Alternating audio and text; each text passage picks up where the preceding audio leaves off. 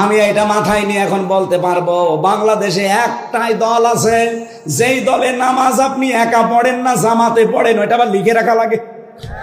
হ্যাঁ, কথা বলেন না কেন?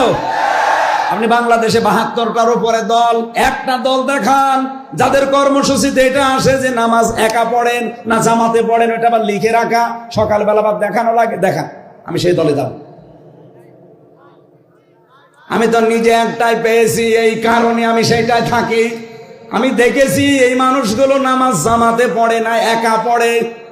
আবার নামাজ কয় রাকাত পেয়েছেন জামাতে, সেটাও লিখে রাখা লাগবে। কারণ অহম রাকিউন, আপনি নামাজ পড়লেই হবে না, রুকুকারীদের সাথে রুকু করবেন, তার মানে জামাতবদ্ধ হয়ে নামাজ পড়বেন।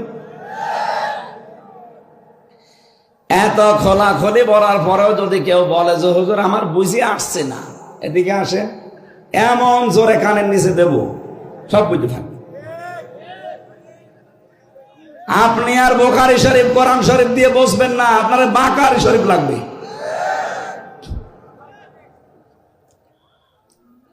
সঠিক কথাগুলো মানুষ তুলে ধরতে চায় না, আয়াত পড়ে একরকম, ব্যাখ্যায় চলে যায় আর একদিকে। আমি যা পড়েছি তাফসিরে সেইটাই বাংলা বললাম, আপনি মিলিয়ে দেখেন, একটা কথা যদি ভুল হয় আমার সাথে বসে।